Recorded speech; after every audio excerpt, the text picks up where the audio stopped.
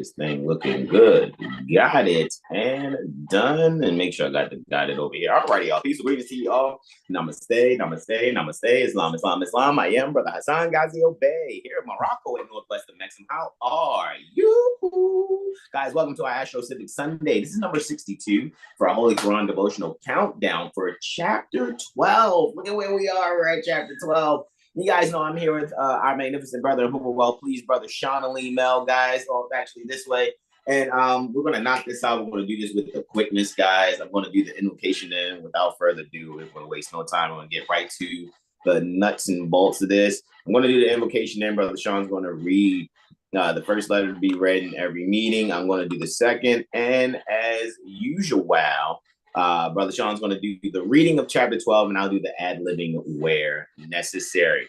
All righty, so let me make sure. Okay, we are here. Guys, we're going to extend all, well, first, we're here at the Moor Holy Temple of Science Administrative Function, pages 48 and 49. On page 48, handsomely standing Dugard in his Moor shirt, he says, Anabaz, Prophet Noble Drali. And the invocation in terms of the Moorish American prayer is there. Lift up Brother Sean's thumbnail so you guys can see that there. And our authority there on page 49 is just why we're doing what we're doing here, right? We are making sure we are propagating the faith and extending the learning and truth of the great prophet of Ali here at Northgate, or some may say in America, for those that don't have those adept lessons that are coming in with the elementary comprehension and understanding. All right, however, we're here to help.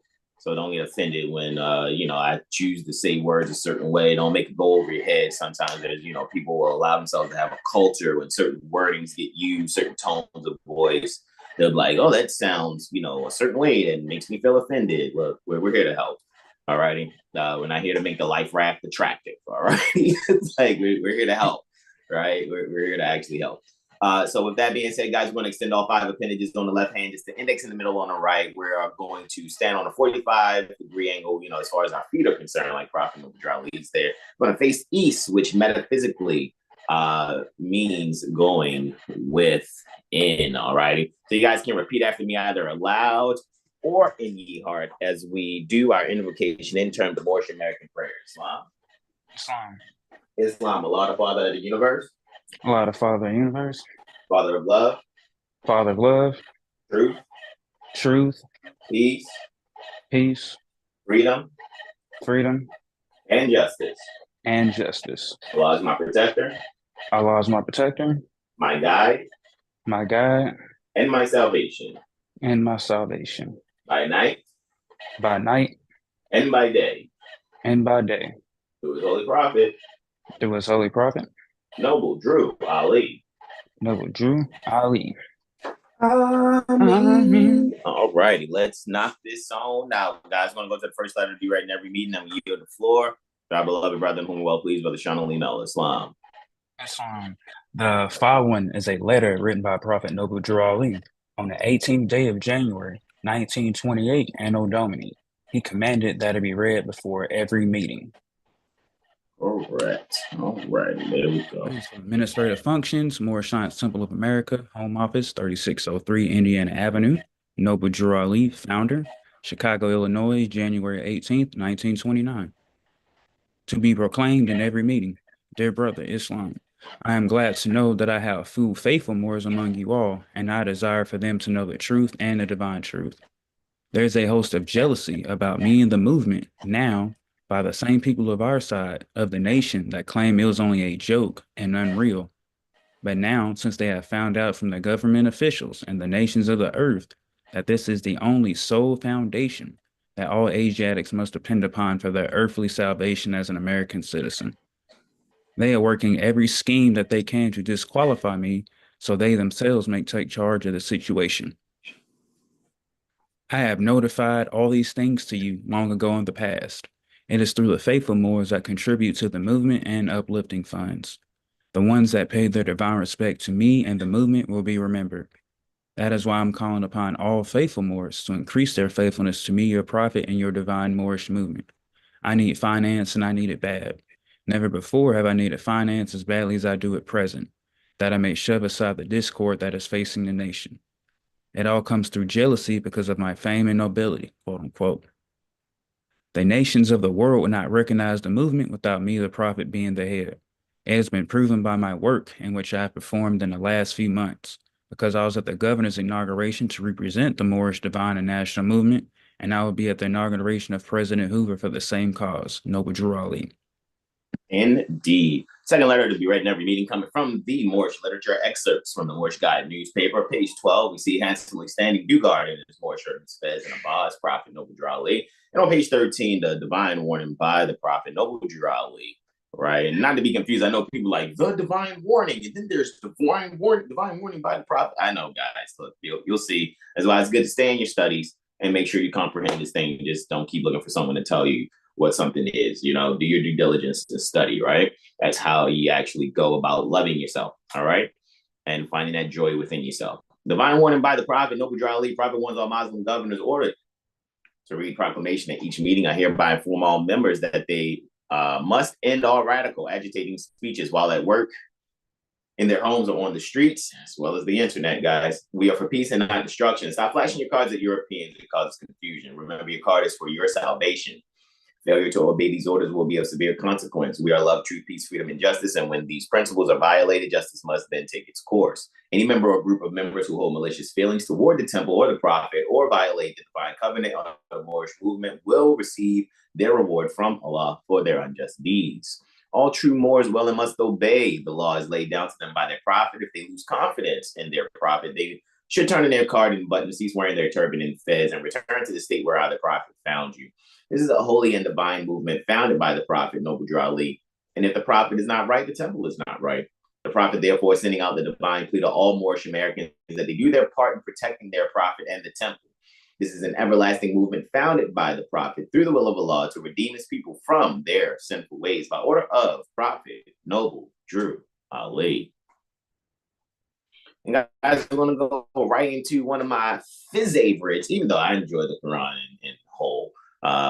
Most people know from over the years that I've actually taught on this chapter as well as chapter 9. Those are two of my standouts. However, it's really, the whole Quran is beautiful, and I find beauty in it all. And this is why I think that it is a great thing to always go in on this and study it as many times as you actually can. All righty. So as usual, we already know Brother Sean's going to be reading the minutes, right? It's 25 in degree 12, or we can say 25 verses in chapter 12, right? And as usual, I'll be doing the ad-libs. I'll be getting my serious member kind of ad-libbing on there. And we give the floor to Brother Sean Alino, Islam.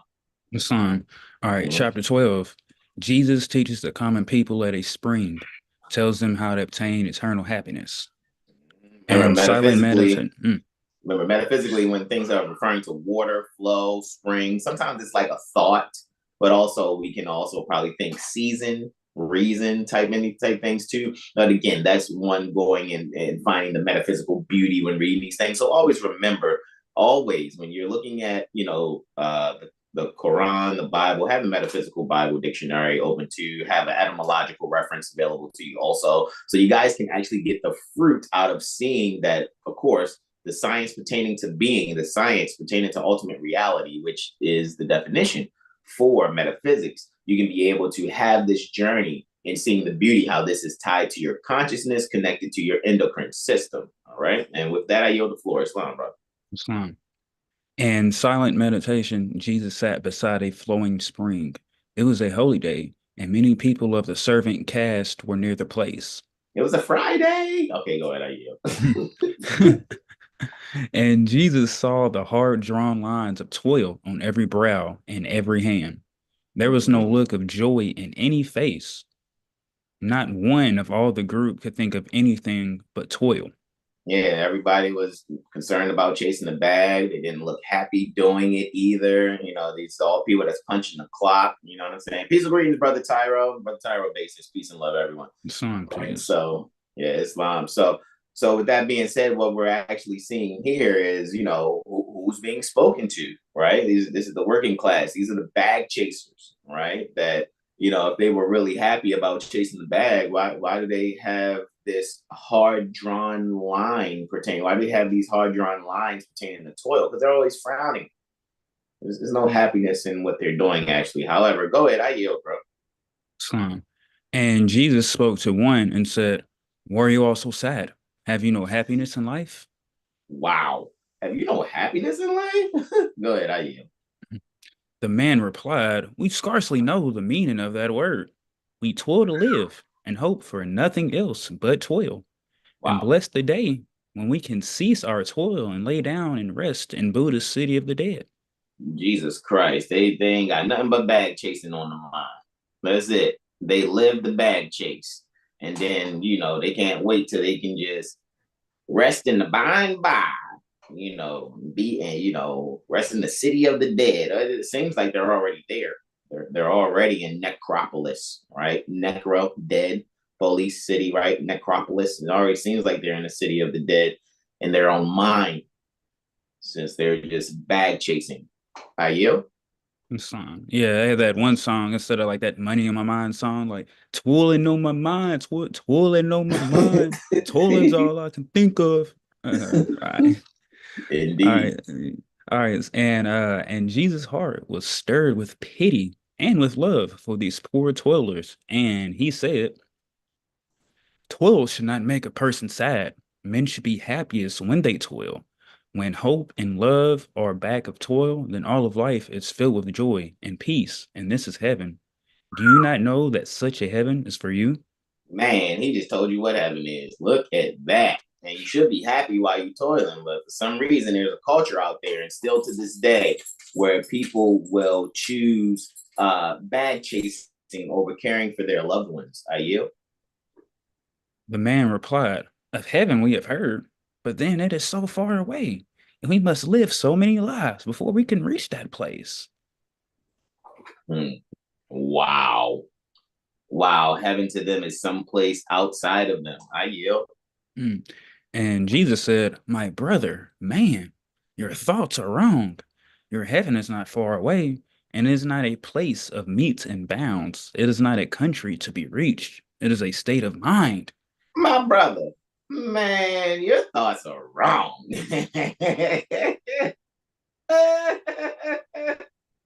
Hey, yo. It's a state of mind, man. You think you're looking outside yourself. You think it's a place that has meets and bounds, right? Right. You think it's like being in the state, because your toil is in the state, which is within the exterior bounds of actually just a building, right? And you know how you measure a building by its area within that area or whatever. And in the state means for tax purposes at the pleasure of government by toil. It doesn't mean like, oh, well, I just stepped outside, so I'm in the state of Maryland. No, the state of Maryland is a building near the Annapolis Corporation, which all these names of these cities, counties, states are just documents which are within the meets and bounds of the area of some building and some building alone. That's it, that's all. However, the people, due to their toiling, are living a life that is a lie. I yield. My brother, man, you're in the state thoughts are wrong. Mm-hmm. All right, here we go. Allah never made a heaven for man. He never made a hell. We are creators and we make our own. Look Oof. at that. Your heaven and hell is made by yourself. Look at that. Mm-hmm. People be knowing they be so holy. It's Sunday too. So many people are going to go bang a tambourine and clap their hands and pass out in the aisle because they want some heaven and hell that's self-imposed. Actually, hey, good. I yield. I yield. Now cease to seek for heaven in the sky. Just open up the windows of the hearts, and like a flood of light, a heaven will come and bring a boundless joy.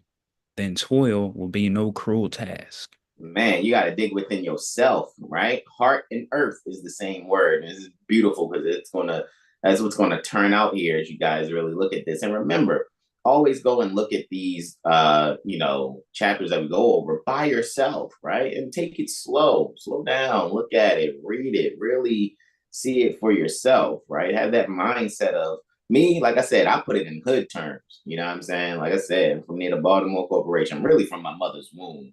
You know what I mean? Manifested near the, Baltimore Corporation. So a lot of times when I look at things for real with inside myself, I put it in terms as if I'm talking to my little cousins and them that, be trapping for it.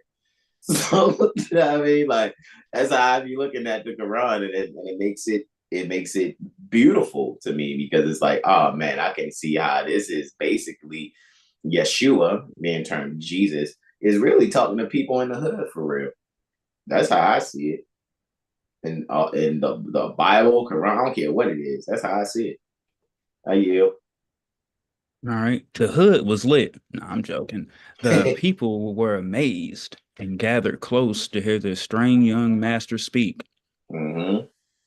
imploring him to tell them more about the Father God Allah, about the heaven that man can make on earth, about the boundless joy. Mm-hmm. Look at that. He basically told them in 9, 10, and 11. This is what I've said before when teaching on this. 9, 10, and 11, or sharing, what's in my heart about this. 9, 10, and 11, he gives the square. The square is what you draw straight lines with, right? He gets straight to the point. Pow! Right?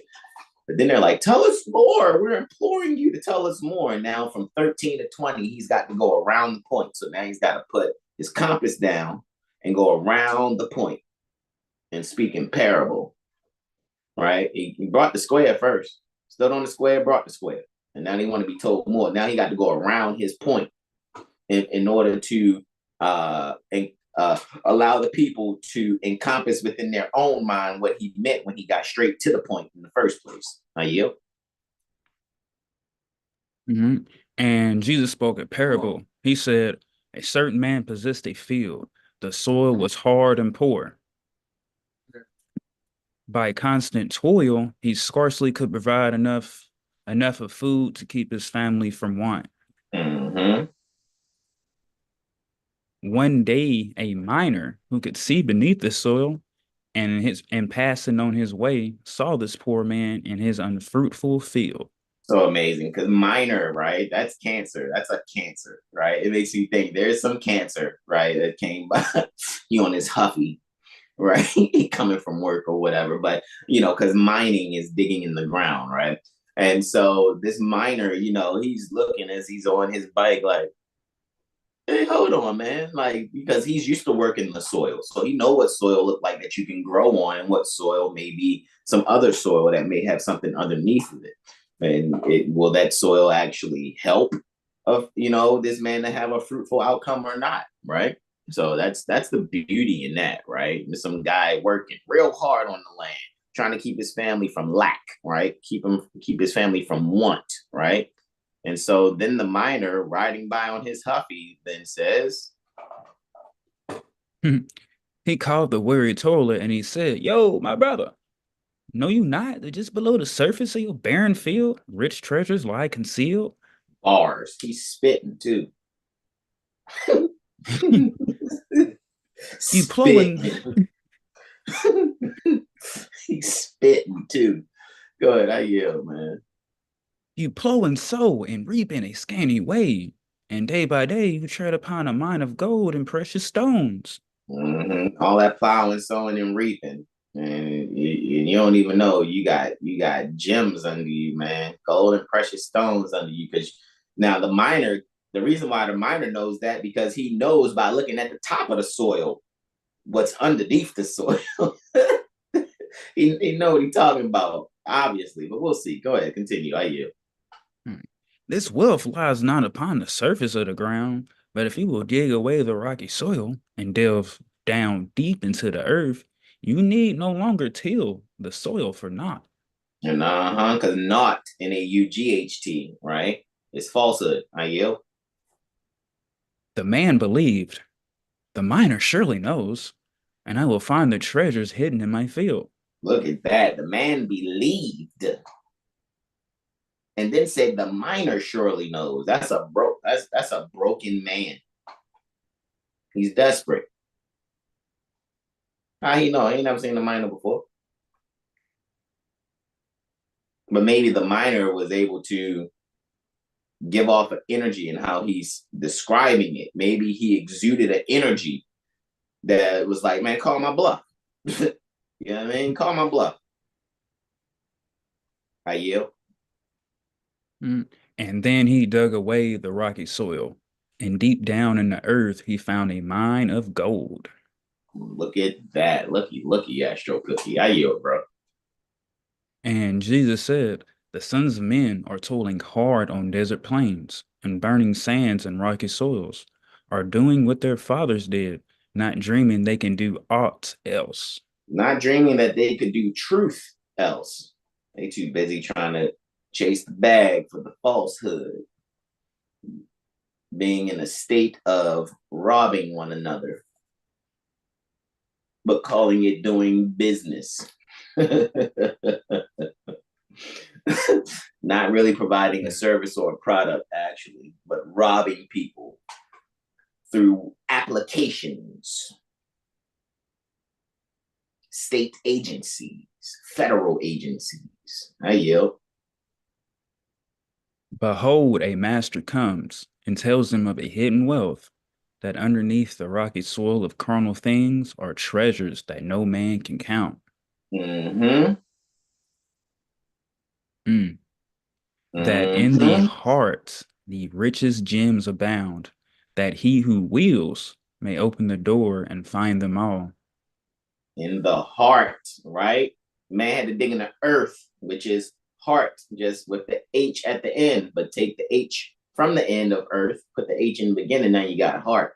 Either way, both of them, when you dig into them both, there are gems, the richest gems abound. I yield. And then the people said, make known to us the way that we might find the wealth that lies within the heart. Look at that. Look at that. First they was imploring him to tell them more. Now they want to be shown. They want to know. First they wanted to be told. Now they want to know. Look at that. It makes me think, is Jesus a Cancer? Let me stop. Because Jesus would be the miner. And he's telling a story about a man to a people who would be that man reaping in a scanty way. And then here comes a miner. That miner would be Jesus, right? Be Yeshua, right? Telling them to dig in the earth and you're going to find, don't you, brother, don't you know that, under there is some gems for you? So he's saying the same thing to these people.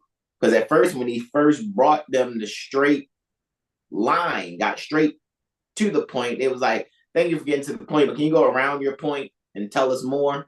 So then he did that, spoke in parable, went around his point. Now they're like, make known to us. Amazing. I yield. And the wayshower, or Jesus, opened up the way. The toilers saw another side of life, and toil became a joy. Islam, guys. Questions, comments, and or suggestions going once. Zion Law School says Islam. Islam to you. Zion Law School. Islam. Beautiful. Very, very beautiful, guys. You already know when it comes to these things, make sure you're studying. You don't have access to Prophet Noble Drew University. Make sure you look into the comments, to the description. You guys know I will have the description up in a few moments or whatever after this live. Make sure there's a thumbnail up and things of that nature or whatever. And so that you guys will have what is needed, right? So with that being said, I like for us to make sure we're always reflecting and doing said reflection, which, by the way, schedule your Mirror AstroLiteracy sessions with Brother Hasan Ghaziel Bey. You guys will not be disappointed.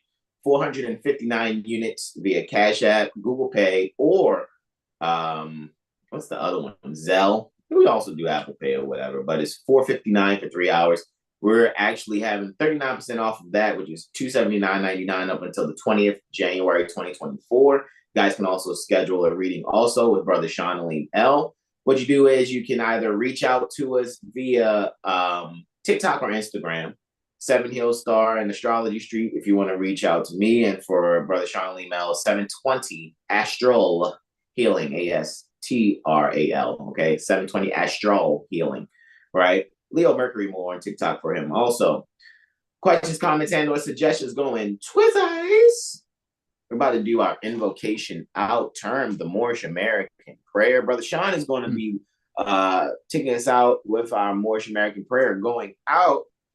There are no more questions, comments, and/or suggestions going thrice alike for everyone to extend all 5 appendages on the left hand, just the index and middle on the right. We're going to have our feet on a 45-degree angle as we face east. I'd like to thank y'all for joining us. And you guys can repeat after Brother Sean either aloud or in your hearts. Islam. Islam. Islam. Allah, the Father of the universe. Allah, the Father of the universe. The Father of love. Father of love. Truth. Truth. Peace. Peace. Freedom. Freedom. And justice. And justice. Allah is my protector. Allah is my protector. My guide. My guide. And my salvation. And my salvation. By night. By night. And by day. And by day. Through his holy prophet. Through his holy prophet. Noble Drew Ali. Noble Drew Ali. Ameen. Ameen. Alrighty, guys. Thank you all so much. If you go and get yourself something good to eat, make sure those victuals are enjoyable. Enjoy yourself, right? Make sure the first thing you're doing first and foremost is being happy within yourself. You can't enjoy anything outside of yourself unless you're actually happy within yourself first and foremost. All right. That's the thing here, right? That's the importance of self-reflection. Make sure you're happy within yourself. All right. And when you go to rest and recharge, whenever that is, I don't know, you might want to take an afternoon nap, or you go and rest and recharge later on this evening. Make sure you rest and recharge well. This is where I say to you all, we love you all. On behalf of 7 Heel Star and Brother Sean Lee Mello, say namaste, namaste, namaste. Islam, Islam, Islam, y'all.